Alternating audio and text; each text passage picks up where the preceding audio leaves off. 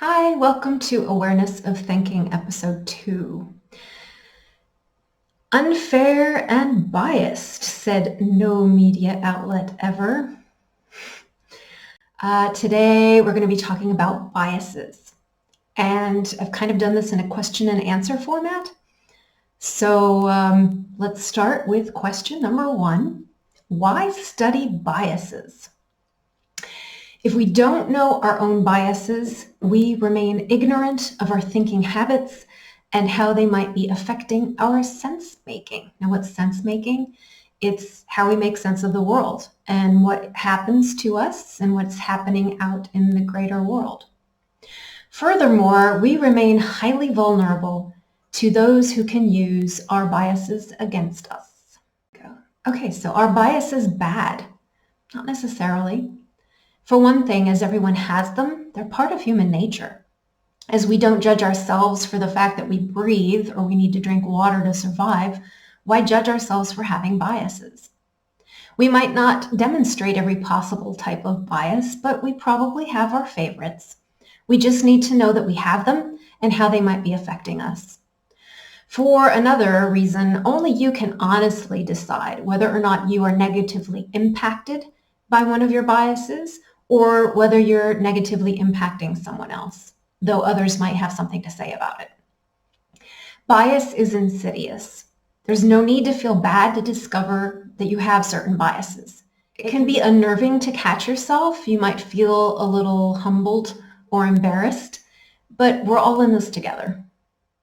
Is being aware of your biases enough? I love this question.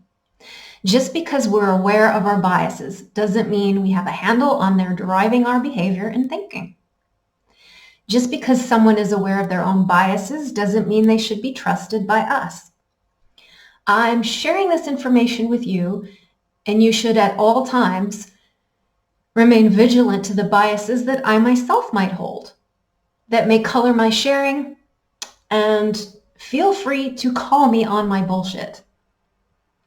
We must be willing and able to do this for one another because our best thinking is groupthink, not herd thinking, where we all abdicate our reason to someone else, but the power of the collective to reason as a whole and keep each other honest. So as an example, I just want to share something that recently happened for me. I had a friend on Facebook, no one I ever met, but we lean the same way in terms of lots of topics. She recently asked me about a less frequently occurring meteorological event, assuming it was something conspiratorial. I replied with the scientific phenomenon that was occurring, as did several other people, but she continued to be skeptical about it. I'm sad to say I didn't point out to her that she was being victimized by her own biases. But as we had no understanding of that nature, no agreement to point these kinds of things out to each other, it really wasn't my place to do so. In many ways, in hindsight, I feel like I failed her. In all honesty, I wanted to avoid the ruffling of feathers and hurt feelings more than I wanted to help her see through the holes in her sense-making. So how many biases are there? It depends on where you look. Some sources cite 24, some 12, some 10. I'm of the opinion there are probably as many biases as there are people. In a way, we are each a bias. I'm the bias of DL. You're the bias of whatever you call yourself. A unique perspective based on personal experience, education, and proclivities. That said, there are biases that many of us share, and I suspect we'll be naming new ones as the years pass, as society and the world around us changes. Where do biases come from? Are we born with them? Do we choose them? Are we given them? The answer is all of the above. Biases come from many directions.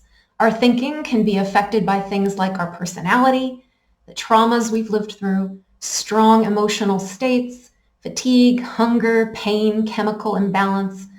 Biases can develop out of or be triggered by such factors. So how do we spot a bias? The best way to spot a bias is to spot it in yourself. Now, the easiest way to spot a bias is in someone else. The The temptation will be to point out the ones you see in others. But that itself is a bias I like to call the projection bias. If you want to spot a virus, notice what's happening inside you anytime you find yourself wanting or needing to be right about something. Notice anytime that you're more concerned with getting someone else to think like you instead of trying to understand them. And remember, we're all doing it. No need to judge yourself for it. So I just have one more thing to say in terms of this brief intro to biases, and we'll be going into the different types of biases next.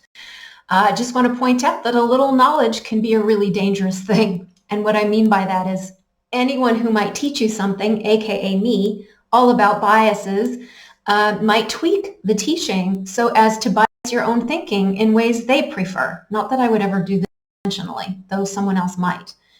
Another aspect of the intellectual narc is the tendency to use one's knowledge about biases to win arguments. It's nothing more than mental masturbation and to be avoided. So it's just something to be aware of. And again, something you can keep me honest about.